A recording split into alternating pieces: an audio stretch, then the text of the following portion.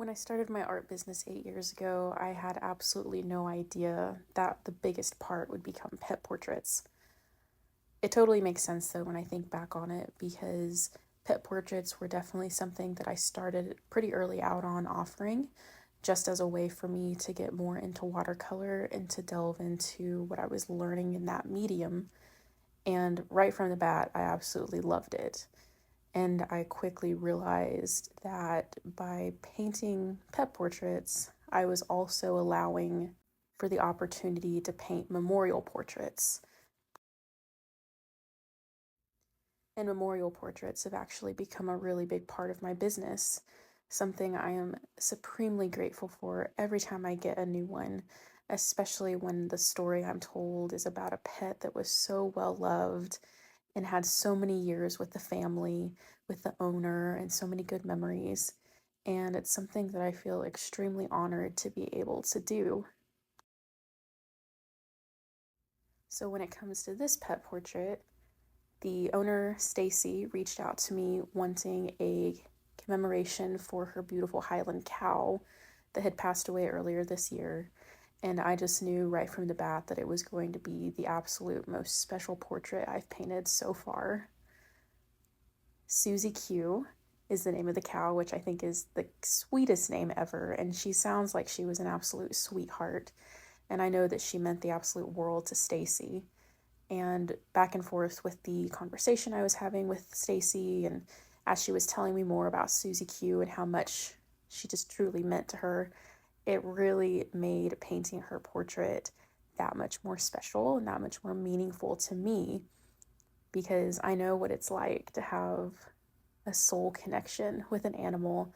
I absolutely believe 100% that animals can be soulmates. And I know that some people may not understand that, but I think those are just people that have never experienced that type of connection with an animal. It is something you just really can't fully put into words. And so when I am able to connect with my clients over that kind of love and that kind of connection, it just makes the painting process that much more meaningful to me. And I just absolutely loved every moment of painting Susie Q. She had such sweet features that were really fun to paint, like her speckledy nose and her sweet eyes and her bangs that felt so cute across her forehead. And I know that all Highland cows have long fur like that, but there was just something so cute about the way that her fur fell. And honestly, painting her fur was a lot more like painting hair, so it was actually a lot more time consuming than some of my other pet portraits that I normally do. The majority of pets that I'm approached with to do portraits, they're normally shorter fur animals. So this portrait was special even in the fact that I was painting such long hair and layering and kind of combing it all together with my brush. And it was just super, super fun and really well worth the time that it took too. I definitely know there's a part of me that grieves right alongside the owners whenever I'm hearing the beautiful stories they tell me about their pets that have passed on. And it just makes this process of the beginning sketch to the final end piece so amazing and so full of depth and emotion for me because the whole time I'm painting, I'm just looking at all of their sweet photos and I'm imagining what their personalities were like and hoping that the little details I add really showcase that. Hence the little drool spot for Susie Q here. I thought that was a really cute detail to add. Her owner had actually sent me, I think, around 20 or so photos for reference, which was amazing because I normally ask for at least 2 to 4 photos if an owner can provide that. And I know sometimes that's a little harder because if they're having me paint an older pet, sometimes people don't have very many photos to pull from. So sometimes I have to make do just with what I'm sent and what they're able to find. But with Susie Q here, I had so many photos to pull from and such amazing references to use that it honestly was a little difficult to choose the best portrait to fully base my sketch and final painting off of. I actually did 4 different full sketches and a couple beginner paintings before I decided on the actual pose and positioning that I liked for her. I wanted to really showcase not only her beautiful face, but her horns as well.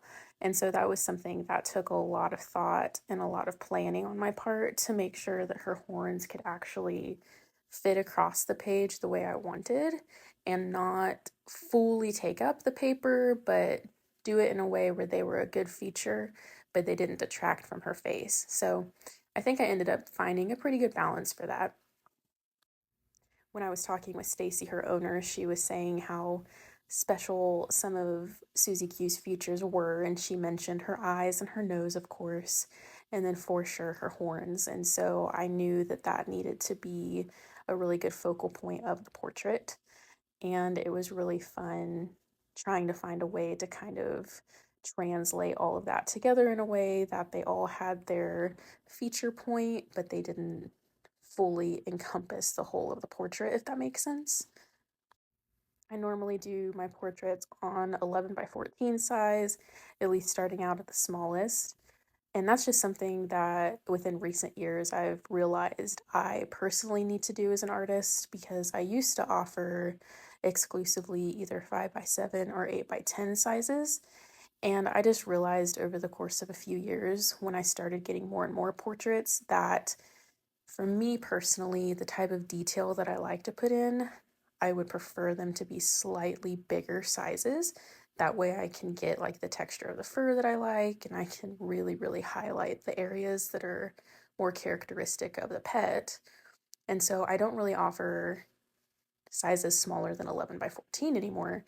And so that really gives me so much more room to explore and have fun and kind of make a composition that is really pleasing that I know will pop on the wall. Because that's the biggest thing. Like when you frame art, you want it to pop. And I think 11 by 14 is really the best starting size for that. Because my hope is that when my clients put these on the wall, they're really like a nice feature piece. If they're putting them in a collage or if they're putting them on their own place on the wall or on a mantle, I really want them to immediately be able to look over and recognize their pet for many years to come. So that's kind of my thoughts there for the size.